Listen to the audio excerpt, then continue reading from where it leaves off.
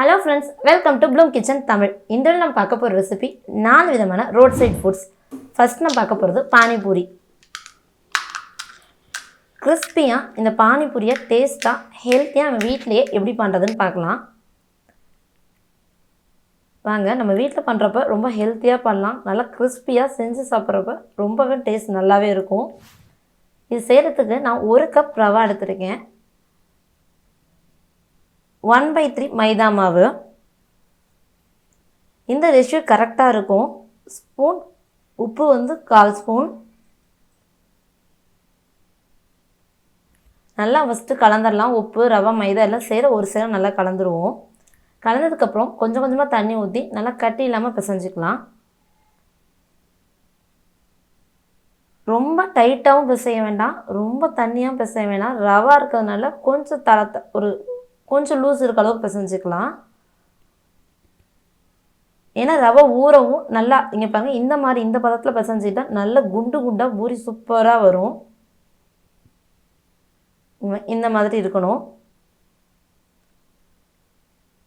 ரொம்ப லூஸும் இல்லை, ரொம்ப டைட்டும் இல்லை, அந்த மாதிரி ஸ்டேஜ் இது. இங்கே பாருங்க, இந்த மாதிரி போதும். நம்ம ஊறினதுக்கப்புறம் இது எப்படி இருக்குன்னு பாருங்கள். 30 மினிட்ஸ் இது ஊறணும். ஒரு ஈர துணி போட்டு மூடி வச்சிடலாம்.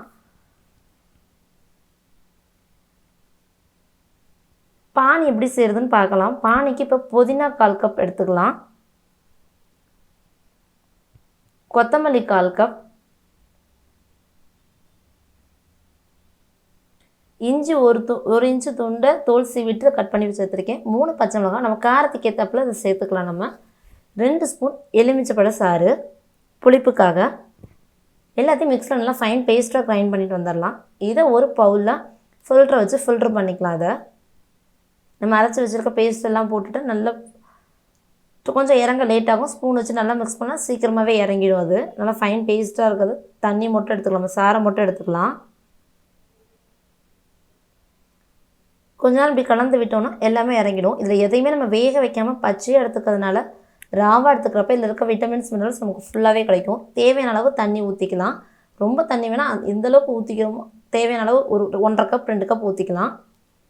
உப்பு, சாட் மசாலா 1/2 ஸ்பூன், சீரகத்தூள் 1/4 ஸ்பூன், மிளகுத்தூள் 1/4 ஸ்பூன். எல்லாத்தையும் நல்லா மிக்ஸ் பண்ணிடலாம். இதில் நம்ம காரம் தேவைன்னா மிளகுத்தூளை கொஞ்சம் கூட சேர்த்துக்கலாம். நம்ம பச்சை மிளகாய் ஆல்ரெடி ஆட் பண்ணியிருக்கோம். கொஞ்சமாக வெல்லம் அந்த இனிப்பு டேஸ்ட் கொடுக்கறதுக்காக நல்லா மிக்ஸ் பண்ணி விட்டுறலாம். நம்மளோட பானி ரெடி ஆகிடுச்சு. 2 உருளைக்கிழங்கு வேக வச்ச உருளைக்கிழங்கு எடுத்துருக்கேன். மீடியம் சைஸ் உருளைக்கிழங்கு. 1 கப் கருப்பு கொண்டக்கடலை வேக வச்சுருக்கேன். நம்ம இன்ஸ்டடாக கொண்டக்கடலைனாலும் பச்சை பட்டாணி யூஸ் பண்ணிக்கலாம். சீரகத்தூள் 1/2 ஸ்பூன், மிளகாத்தூள் 1/2 ஸ்பூன், சாட் மசாலா 1/2 ஸ்பூன், உப்பு 1/2 ஸ்பூன். இந்த மசாலாவுக்கு உப்பு போட்டுருக்கோம். பெரிய வெங்காயம் 1 பொடியாக நறுக்குனது, கொத்தமல்லி கொஞ்சம். நல்லா மிக்ஸ் பண்ணிக்கணும். மேஷ் பண்ணிவிட்டு உருளைக்கிழங்கு நல்லா மசிச்சுக்கணும். இல்லை மேஷர் இருந்தாலும் மேஷரை வச்சு மசிச்சுட்டு சேர்த்துக்கலாம். நம்ம இங்கே பாருங்கள், மசிஞ்சு வச்சாச்சு. உள்ளே வைக்கிற மசாலா ஸ்டஃப் ரெடி ஆகிடுச்சு. இப்போ மாவு 1/2 அன் ஹவர் ஆகிருக்கும். நல்லா ஊறிடுச்சு மாவு.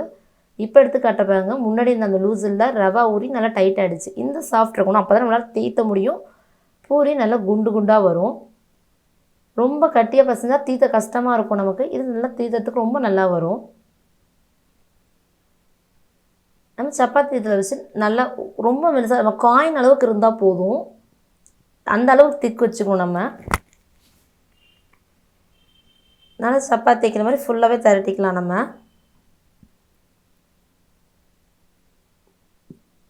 ஈக்குவலாக எல்லா பக்கமும் ஈக்குவலாக இருக்க மாதிரி திரட்டிக்கலாம். இந்த மாதிரி நல்லா தட்டியாச்சு. இந்த சைஸ் ஒரு மூடி இல்லை என்ன கட்டை நம்மள்ட்ட குக்கீஸ் கட்டுறதுனால அந்த மாதிரி வச்சுட்டு கட் பண்ணிக்கலாம். ரவுண்டாக நமக்கு எந்த சைஸில் வேணுமோ அந்த சைஸ்க்கு. கொஞ்சம் பெரிய சைஸாக இருக்கும்போது தான் நமக்கு பானி உள்ள எல்லாம் எடுக்கிறதுக்கு ஈஸியாக இருக்கும். ரொம்ப குட்டியாக இருந்தால் எடுக்க முடியாது. இந்த மாதிரி நம்ம எல்லாத்தையும் எடுத்து செஞ்சு ஒரு பிளேட்டில் வச்சுட்டு ஈர துணியை போட்டு மூடி வச்சிடணும்.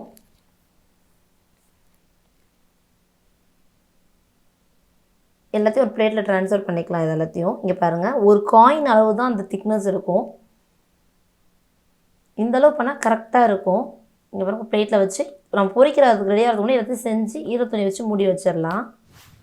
எண்ணெயை நல்லா ஹீட் பண்ணி மீடியம் ஃப்ளேமில் வச்சுக்கலாம். நம்ம செஞ்சு வச்சுருக்கிறத வச்சு இப்போ எடுத்து ஓப்பன் பண்ணி பிரித்து போடலாம். இங்கே பாருங்கள், ஒன்றுமே செய்ய வேணாம், அமுக்காப்பில் எதுவுமே பண்ண வேண்டாமல் மிதமான சூட்டில் நல்லா வேகும். ரவா இருக்கிறதுனால கொஞ்சம் லேட்டாக தான் பொரிஞ்சு வரும். நல்லா கோல்டன் ப்ரௌன் வர வரைக்கும் வெயிட் பண்ணலாம். மீடியம் ஃப்ளேமில் வச்சு நம்ம சாதா பூரிக்கு இது பண்ணுற மாதிரியே போடலாம். அமுக்கி விட்டாலும் வரும், அமுக்காமலே இந்த டைம் இந்த பதமான மாவு கரெக்டாக வரும். இங்கே பாருங்கள், நல்லா உப்பி வரும், நல்லா பால் பாலாக வரும். குழந்தைங்க நம்ம வீட்டில் எல்லாருக்குமே பானிபூரி இப்போ எல்லாருமே லைக் பண்ண ஆரம்பிச்சாச்சு. ரொம்ப சூப்பராக இருக்கும்.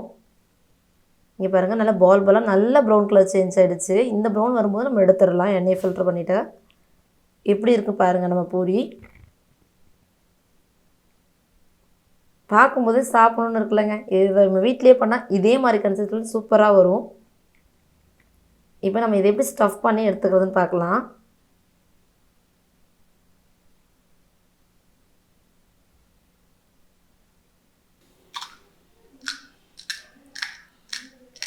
இந்த மாதிரி ஒரு விரலால் எல்லா சைடும் உடச்சி விட்டுடலாம். உடச்சி விட்டுட்டு மசாலா கொஞ்சம் ஸ்டஃப் பண்ணிக்கலாம். நம்ம எந்த அளவுக்கு மசாலா தேவையோ அந்த அளவுக்கு மசாலா எடுத்து ஸ்டஃப் பண்ணிக்கலாம். நம்ம பூரி சைஸ்க்கு தகுந்த மாதிரி ஸ்டஃப் பண்ணிவிட்டு கொஞ்சம் சீவன கேரட், கொஞ்சம் ஆனியன், ஒரு 2-3 ஆனியன், ஒரு 2 கொத்தமல்லி இலை, பூரிக்கு தேவையான அவ்வளோ தானே வைக்க முடியும், வச்சுட்டு பானில் டிப் பண்ணி சாப்பிட்டா அப்படி இருக்குங்க. அதுவும் நம்ம வீட்டிலே சேர்ப்ப நம்ம காரத்துக்கு ஏற்ற மாதிரி காரத்தை கரெக்டாக கூட வேணுனாலும் கூட அதுக்கு மட்டும் சேர்த்துக்கலாம். இதை மாதிரி செஞ்சு பாருங்கள். ரெண்டாவதாக பார்க்க போகிற ஃபுட் ரோட் சைட் காளான். இது ரொம்ப சிம்பிளாக நம்ம வீட்டிலே சேர்ப்ப காளானை எக்ஸ்ட்ராவாக சேர்த்து ரொம்ப ஹெல்த்தியாக பண்ணலாம். 200 கிராம் காளானை நல்லா க்ளீன் பண்ணி இந்த மாதிரி பொடியாக கட் பண்ணி எடுத்து வச்சுருக்கேன்னா, அதே அளவுக்கு கோஸ் 200 கிராம் பொடியாக கட் பண்ணி வச்சுருக்கேன். மைதா 1 கப், இதோட பைண்டிங்காக 200 கிராம் எடுத்துக்கிறப்ப இது கரெக்டாக 1 கப் மைதா. கார்ன் மாவு 1/4 கப், தனி மிளகாத்தூள் 1 ஸ்பூன், கரம் மசாலா 1 ஸ்பூன், உப்பு 1/2 ஸ்பூன். ஃபஸ்ட்டு எல்லாத்தையும் நல்லா ஒரு சரம் மிக்ஸ் பண்ணிக்கலாம். ஃபஸ்ட்டு தண்ணி சேர்க்க வேண்டாம், ஏன்னா உப்பு எல்லாம் சேர்க்குறப்ப காளான்லேருந்து தண்ணி வரும். கலந்துட்டதுக்கப்புறம் தண்ணி கொஞ்சமாக சேர்ப்போம். எப்போயுமே காளான் நம்ம இது பண்ணுறப்ப ஃபஸ்ட்டு எப்போயுமே தண்ணி ஆட் பண்ணிடக்கூடாது. அதில் வந்து உப்பு சேர்த்துனே தண்ணி வரும்ன்றதுக்கு. இப்போ இஞ்சி பூண்டு பேஸ்ட் 1/2 ஸ்பூன் சேர்த்துக்கலாம். சேர்த்து நல்லா மிக்ஸ் பண்ணிக்கலாம். இப்போ அதை பிசைஞ்சாச்சு. வடை மாவு மாதிரி தட்டி சின்ன சின்னதாக தட்டி எண்ணெயில் பொரிச்சிக்கலாம். மீடியம் ஃப்ளேமில் வச்சு பொரிச்சிக்கலாம்.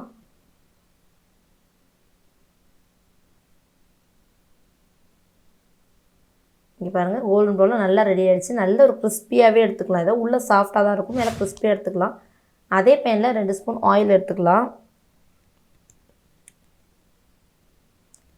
வெங்காயம் 1/2 கப், பொடியாக நறுக்கின வெங்காயம், பெரிய வெங்காயம் 1/2 கப் எடுத்துக்கலாம். சேர்த்துடலாம். அதில் நல்லா கோல்டன் ப்ரௌன் வர வதக்கிக்கலாம். இஞ்சி பூண்டு பேஸ்ட் 1/2 ஸ்பூன். பச்சை வாசனை போக இஞ்சி பூண்டு வதக்கிட்டு இருக்கலாம். பச்சை மிளகாய் 2 பொடியாக நறுக்கினது, காரத்துக்கு ஏற்றப்பில் நம்ம சேர்த்துக்கலாம். இதையும் கருவேப்பிலை கொஞ்சம். நல்ல வெங்காயம் கலர் சேஞ்ச் ஆகிடுச்சு. இப்போ பேஸ்ட் அரைச்சி வச்சுருக்க தக்காளி 1/2 கப், 2 மீடியம் சைஸ் தக்காளி அரைச்சா 1/2 கப் தக்காளி பியூரி கிடைக்கும்.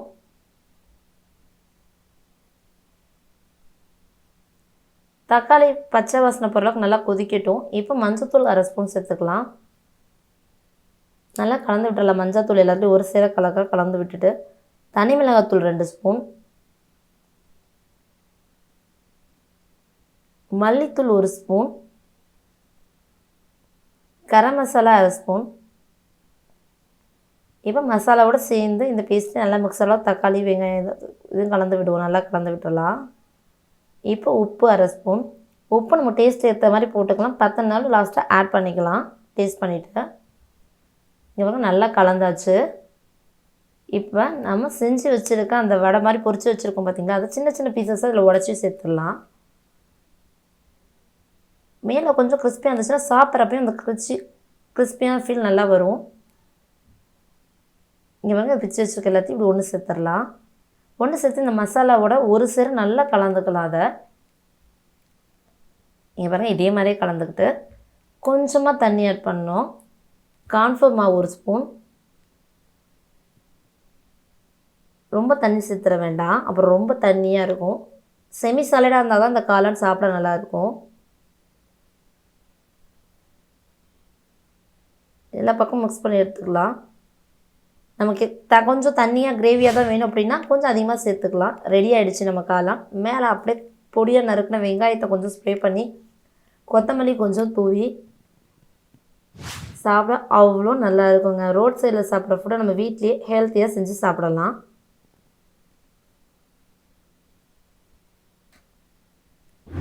மூணாவதாக நம்ம பார்க்க போகிறது மசாலா பிரெட். ரொம்ப சிம்பிள். நம்ம வீட்டில் ப்ரெட்டு தான் இருக்குன்னா குழந்தைங்களுக்கு இந்த மாதிரி மசாலா ப்ரெட் செஞ்சு கொடுக்குறப்ப குழந்தைங்க லைக் பண்ணி சாப்பிடுவாங்க. நமக்கும் ஒரு ஸ்பைஸியான ஒரு ஈவினிங் டிஃபன் சாப்பிட்ட மாதிரி இருக்கும்.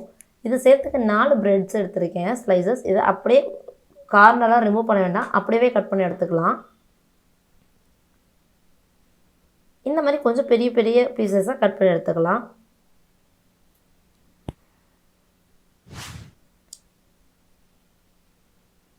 பேனை ஹீட் பண்ணிட்டு கொஞ்சம் வெண்ணெய் போட்டு சேர்த்து வறுத்துக்கலாம். முன்னாடியே நான் பட்டர் போட்டிருக்கேன். பட்டர் போட்டு அதை ஃப்ரை பண்ணிக்கலாம். பட்டர் இல்லைனா கீ சேர்த்துக்கலாம், ஒன்றும் இது கிடையாது. இதுக்கு மசாலாவுக்கு தக்காளி 1/2 கப், 2 பச்சை மிளகாய், காஞ்ச மிளகாய் 3, 1 துண்டு இஞ்சி தோல் சீவினது, பூண்டு 8 பல், கிராம்பு 3, பெருஞ்சீரகம் 1 ஸ்பூன். எல்லாத்தையும் மிக்சியில் நல்லா ஃபைன் பேஸ்ட்டாக அரைச்சி எடுத்துகிட்டு வந்துடலாம். பேனில் ஹீட் பண்ணி 4 ஸ்பூன் ஆயில் எடுத்துக்கலாம். பொடியாக கட் பண்ண 1/2 கப் வெங்காயம் சேர்த்து நல்லா பொன்னிறமாக வதக்கிக்கலாம். வெங்காயம் இந்த கலர் சேஞ்ச் ஆகிறப்ப மஞ்சத்தூள் அரை சிட்டிக்கு சேர்த்து மிக்ஸ் பண்ணிவிட்டு நம்ம அரைச்சி வச்சுருக்க பேஸ்ட்டை ஃபுல்லாக அதில் ஆட் பண்ணிடலாம். ரொம்ப தண்ணி சேர்க்க வேணாம், அதில் இருக்கிறதுலே நல்லாவே மெஞ்சு போய்டும். இங்கே பாருங்க நல்லா இதுவாகிடுச்சு. நல்லா வெங்காயத்தோட இந்த மசாலா ஒரு சேர கலந்துட்டு கொஞ்சமாக தண்ணி சேர்த்துக்கலாம்.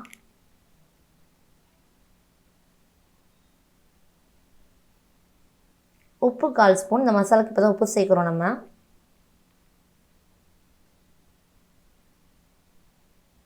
கரம் மசாலா 1 ஸ்பூன். லாஸ்ட்டாக சேர்க்குறப்ப அது வாசனை நல்லாயிருக்கும். மிளகாத்தூள் 1/4 ஸ்பூன்.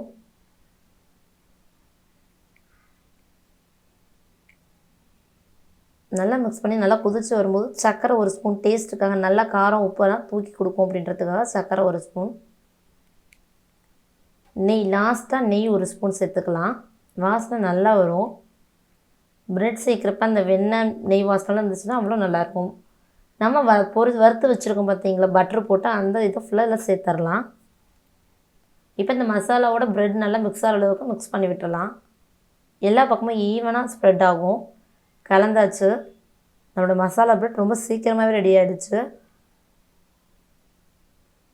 நம்ம வீட்டில் இருக்க இன்க்ரீடியன்ஸ் வச்சு சிம்பிளாக இந்த ஈவினிங் டைம் ஸ்நாக்ஸ் மாதிரி செஞ்சிடலாம் டிஃபனை. இது மேலேயும் பொடியாக நறுக்கின வெங்காயத்தை லைட்டாக தூவிட்டு கொஞ்சம் கொத்தமல்லி,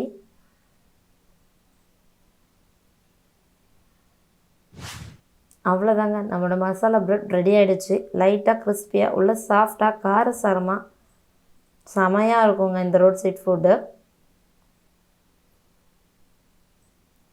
பாருங்கள் எப்படி இருக்குது, மேலே கிறிஸ்பியாக பட்டர் டேஸ்ட்டோட ரொம்ப நல்லாயிருக்கும். ட்ரை பண்ணி பாருங்கள். 4ஆவதாக பார்க்க போகிறது மசாலா சுண்டல். நம்ம சுண்டல் எப்பயும் தாளிப்போம், எல்லாம் தேங்காய் அரைச்சி அந்த மாதிரி செய்வோம். இந்த மாதிரி மசாலாவோட சேர்த்து சாப்பிட்றப்ப ரொம்ப டேஸ்ட்டாக இருக்கும். பீச் சைடில் ரோட் சைட்லலாம் இந்த மாதிரி மசாலா சுண்டல் ரொம்ப ஃபேமஸ். இது செய்கிறதுக்கு நான் 250 கிராம் பட்டாணி பருப்பை 10 ஹவர்ஸ் ஊற வச்சுருக்கேன். வெள்ளை சுண்டல் பட்டாணி சுண்டல் இது 10 ஹவர்ஸ் ஊறிடுச்சு. இதை இப்போ குக்கரில் போட்டு விசில் விட்டுறலாம். இதுக்கு தேவையான அளவு உப்பு சேர்த்துடலாம் சுண்டலுக்கு. இதிலே மஞ்சத்தூள் 1/4 ஸ்பூன் போட்டு 4 விசில் விடலாம். அப்போ தான் கொஞ்சம் அமுக்கிற பதத்தில் வேகும். இப்போ பாருங்கள் விசில் விட்டு எடுத்து வந்தாச்சு, வெந்துருச்சு. நம்ம இப்போ அழுத்தணும்னா அழுந்துற பதத்தில் கரெக்டாக வெந்திருக்கும் சுண்டல். இந்த ஸ்டேஜில் தான் இருக்கணும், ரொம்ப குழஞ்சிடக்கூடாது. இதுக்கு தேவையான மசாலா கூட அரைச்சிக்கலாம். பச்சை மிளகாய் 2, வெங்காயம் 1, பூண்டு 10 பல், இஞ்சி 1 இன்ச்சு, தக்காளி 2, கரம் மசாலா அரை ஸ்பூன், வேக வச்ச பட்டாணி 2 ஸ்பூன் சேர்த்துக்கலாம் திக் கொடுக்கறதுக்காக. நல்லா ஃபைன் பேஸ்ட்டாக அரைச்சி எடுத்துன்னு வந்துடலாம். நல்லா அரைச்சி எடுத்துன்னு வந்தாச்சு. இதை இப்போ எப்படி செய்யுதுன்னு பார்க்கலாம். பேனை ஹீட் பண்ணி 2 டேபிள் ஸ்பூன் ஆயில் சேர்த்துக்கலாம். நம்ம அரைச்சி எடுத்துன்னு வந்த பேஸ்ட்டை எண்ணெய் லைட்டாக சூடானோடனே அதில் சேர்த்துடலாம். மசாலாவை நல்லா கலந்து விட்டு பச்சை வாசனை போக லைட்டாக கொதிக்க விடுவோம். அதை நல்லா வதக்கிக்கலாம். பாருங்கள் பேனில் ஒட்டாமல் நல்லா ஒரு சுருண்டு வந்துடுச்சு. பச்சை வாசனையும் ஒரு அளவு போயிடுச்சு. இப்போ குழம்பு மிளகாய்த்தூள் 1 ஸ்பூன் சேர்த்துக்கலாம். கரம் மசாலா அரை ஸ்பூன், தனி மிளகாய்த்தூள் அரை ஸ்பூன், உப்பு அரை ஸ்பூன். இந்த மசாலாவுக்கு ஏன்னா சுண்டல் நம்ம ஆல்ரெடி உப்பு போட்டிருக்கோம், பார்த்து சேர்த்துக்கலாம். இப்போ நல்லா அது ஒரு சேர மிக்ஸ் பண்ணிடலாம் அந்த மசாலாவெலாம். இப்போ பட்டாணி வேக வச்ச தண்ணி இருக்கா அதை சேர்த்துக்கிறேன். நான் கொஞ்சமாக சேர்த்துக்கலாம், அதிகமாக தண்ணி சேர்க்க வேண்டாம். நம்ம பார்த்துட்டு சேர்த்துக்கலாம். எந்த அளவுக்கு கன்சிஸ்டன்சி நமக்கு வேணுன்றதை பார்த்துட்டே கொஞ்சம் கொஞ்சமாக சேர்த்துக்கலாம். இப்போ இந்த தண்ணி கரெக்டாக இருக்கும். கொதி வந்துருச்சு. மசாலாலேருந்து நம்ம வேக வச்சுருக்க பட்டாணி சேர்த்துடலாம். வாசனை பயங்கரமாக வருதுங்க. நல்லா மிக்ஸ் பண்ணி விட்டுடலாம். சுண்டலோடு சேர்ந்து நல்லா கொதிச்சுன்னா நம்மளோட மசாலா சுண்டல் ரெடி. மேலே வெங்காயத்தை ஸ்ப்ரே பண்ணிவிட்டு கொஞ்சமாக கொத்தமல்லி கார்னிஷ் பண்ணிடலாம். கேரட் இருந்தாலும் கேரட்டை போட்டுக்கலாம், ரொம்ப நல்லாவே இருக்கும். ட்ரை பண்ணி பாருங்கள். இந்த ரோட் சைட் ஃபுட்ஸ்லாம் எப்படி இருந்துச்சுன்னு, எந்த ரெசிபி உங்களுக்கு ரொம்ப பிடிச்சிருந்துச்சுன்னா எங்கள் கமெண்ட் பாக்ஸில் எங்களுக்கு சொல்லுங்கள். தேங்க்ஸ் ஃபார் வாட்சிங்.